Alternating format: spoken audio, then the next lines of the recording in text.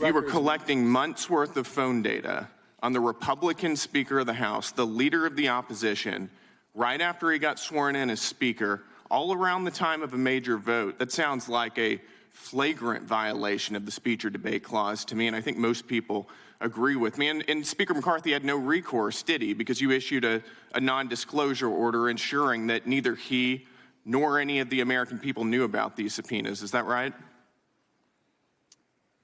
The toll record, the non-content toll record subpoenas, we did secure non-disclosure orders for those subpoenas. You did, and let me ask you, Mr. Smith, at the time you secured those non-disclosure orders, was Speaker McCarthy a flight risk? The non-disclosure order was based on concerns about... Was Speaker McCarthy a flight risk? He was not. He was not. Then why did your non-disclosure order refer to him as a flight risk? It says right here, the court finds reasonable grounds to believe that such disclosure will result in flight from prosecution.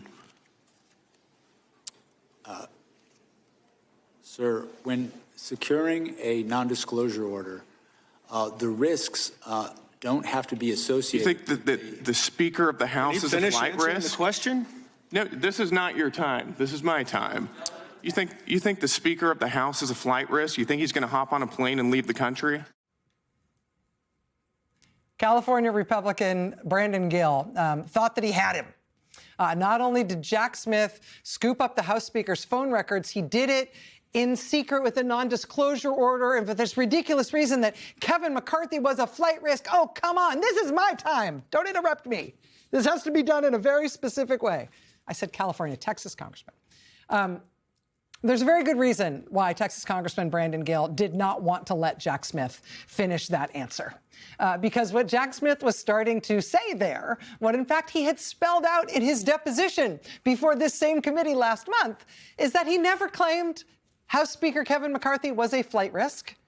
Rather, the boilerplate statutory language that Smith's team gave to a judge to sign, that includes 4 different reasons why a judge might agree to a non-disclosure order about somebody having their phone records subpoenaed. And one of those 4 reasons is that the person might pose a flight risk. But there are 3 other reasons, including stuff like maybe disclosing the subpoena could cause somebody to destroy or tamper with evidence, or it could cause a potential witness to be intimidated.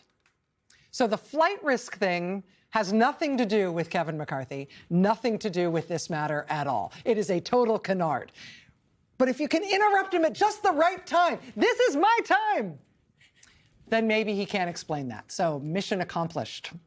Lawrence, when you're talking about the dignity of congressional testimony, I thought of this moment. Well, the other thing about flight risk is that if you disclose to Kevin McCarthy that this is happening, someone else might flee. There could be someone else who picks up that information who's not Kevin McCarthy, goes, oh, if they're that close to him, then I should get out of here. Yeah. There's that point. But, you know, this phone records thing was just this repeated pointless nonsense where they all kept saying, and they're all shocked, they're completely shocked, that it's only Republicans. The only phone records you want are Donald Trump and the White House calling Republicans in the House and the Senate on January 6th when he's trying to get them to turn over the election. It's only Republicans. And you know how many people were convicted of crimes in Watergate? 40. All Republicans. Weirdly, no Democrats. And here's the thing. There wasn't a single Republican who complained about that. Right. There wasn't one Republican senator who said, how dare they convict only Richard Nixon's Republicans for committing crimes with and for Richard Nixon. Yeah, seriously. Ari, I also have to put this to you. In the middle of this hearing today, the first break they took was to go take votes in the House. And one of the things they voted on was whether or not senators who had their phone records subpoenaed by Jack Smith should be able to get $500,000 each from the Justice Department.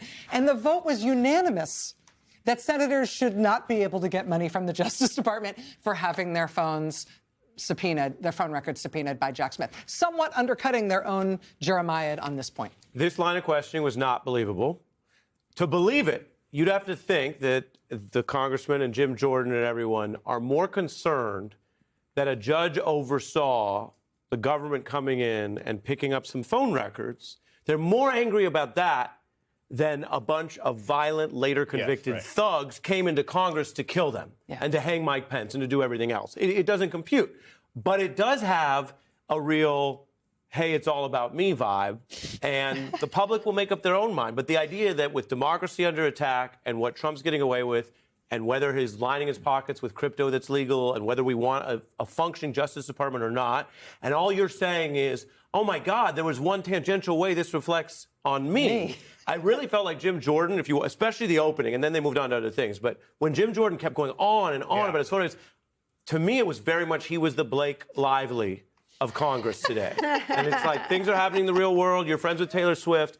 But eventually, if you follow that story, and I forgive anyone who's busier with more important stories, Taylor Swift said, you know, Blake Lively, like, it's not all about you. Yeah. And I'm Taylor Swift. And so with Jim Jordan, it's like, with everything that happened, and you got cops who are sitting in the audience who were attacked by the thugs that Donald Trump freed from jail to say, no, it's okay, you were violent, because apparently they don't care about cops' lives, and you're talking about your own phone records. Yeah. I mean, the other thing is these conspiracy theories are the micro of the micro.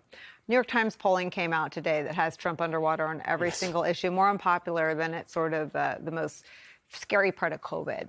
And so they're not even speaking about an issue that reanimates the people they've lost. 71% of all Americans think the country's out of control. His approval's down mid-30s. So they're not even talking about an issue that, like, juices that 30. They're talking about an issue that's like 2% of the 10%. Yeah. Like even a lot of people on Newsmax don't know what this is about. And I would just say another brilliant political stroke by Speaker of the House Mike Johnson to schedule a vote during this hearing that directly undercuts the case they're making about something they're supposedly so mad about at that hearing. Mike Johnson scores again.